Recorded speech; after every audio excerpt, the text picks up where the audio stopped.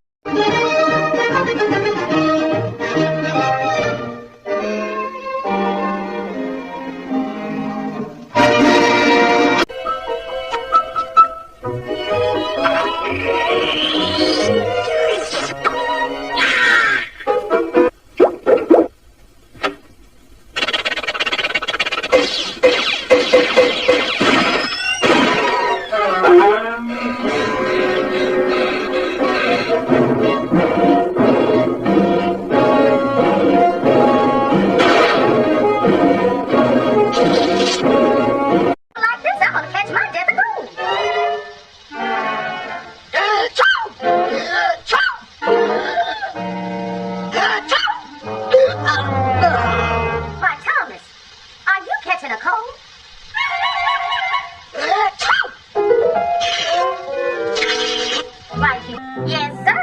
If you got a cold, you better curl up here by the fire. You're telling the truth about that cold, aren't you?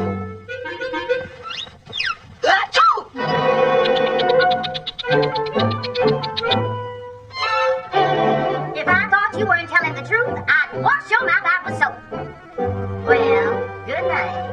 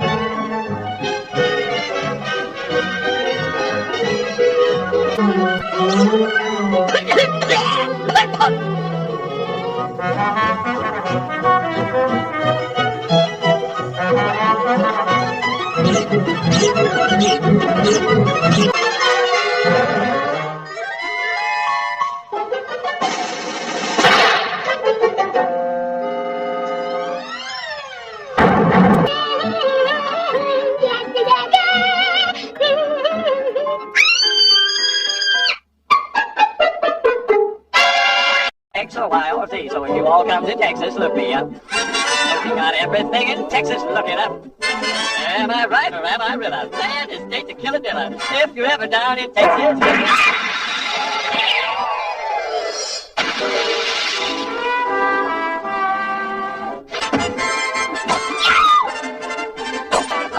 I'm heading for Texas, so I said, baby, you're a dream. She said, touch me and I'll scream. So I tipped my hat and slowly rolled.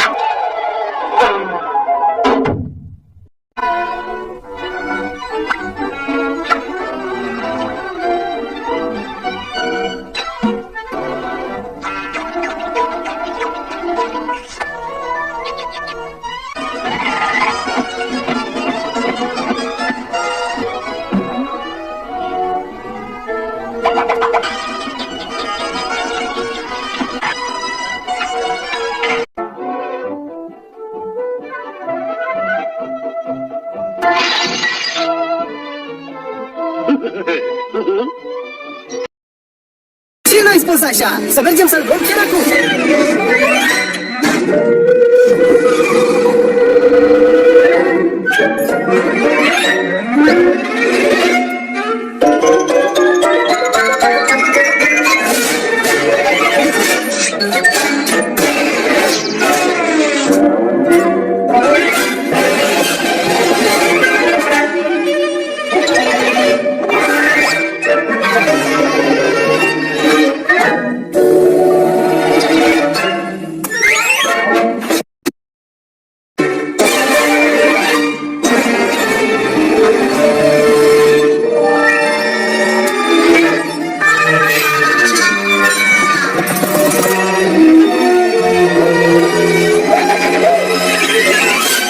Acum ce mai vreți de la mine? Wow! E un duc de lapă! Șoricei, e prima oară, încântat de cunoștință.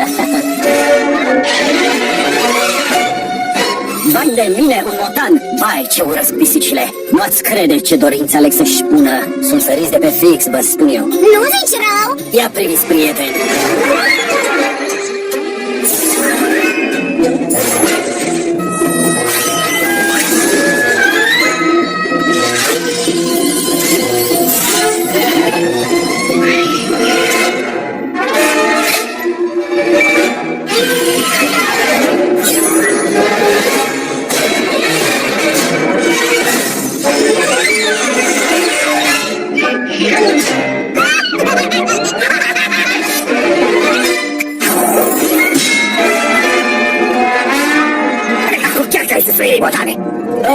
Nu m-a mai distrat așa tare de jumătate de mileniu. Deci, asta e viața unui șoricel adevărat, da? Probabil că vă gândiți la niște dorințe. Uitați care e treaba, băieți. Nu vă ratați șansa. Aveți doar 3 dorințe. Trebuie să le alegeți bine, nu accept să vă răzgândiți. Ce se întâmplă cu tine când rămânem fără dorințe? Mă duc înapoi la... Ce-ar fi să ne folosim ultima dorință să te transformăm într-un șoricel adevărat? Atunci vei putea locui cu noi! Ați face asta pentru mine? Atunci să-i dăm drumul! Hei, ce vă doriți, băieți? Oh, știu eu ce! Îmi doresc să...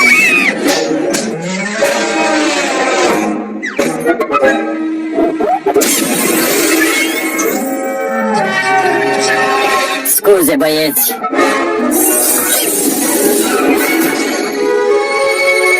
Da, tipic.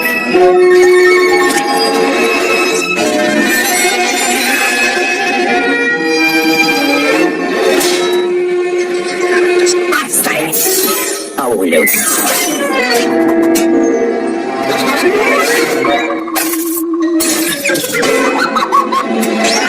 Păcat că nu ți-ai dorit să ai mai mult creier, domniță?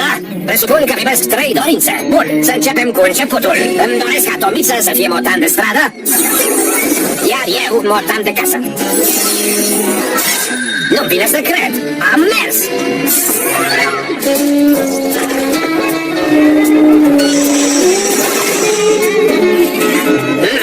Lipsește ceva.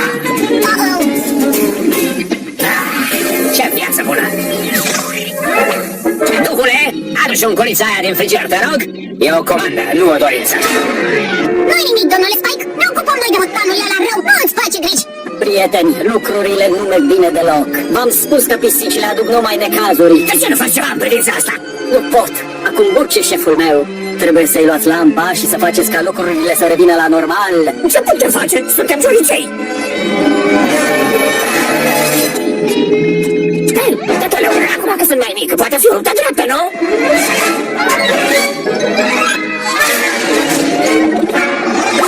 Sunt aici, sunt aici!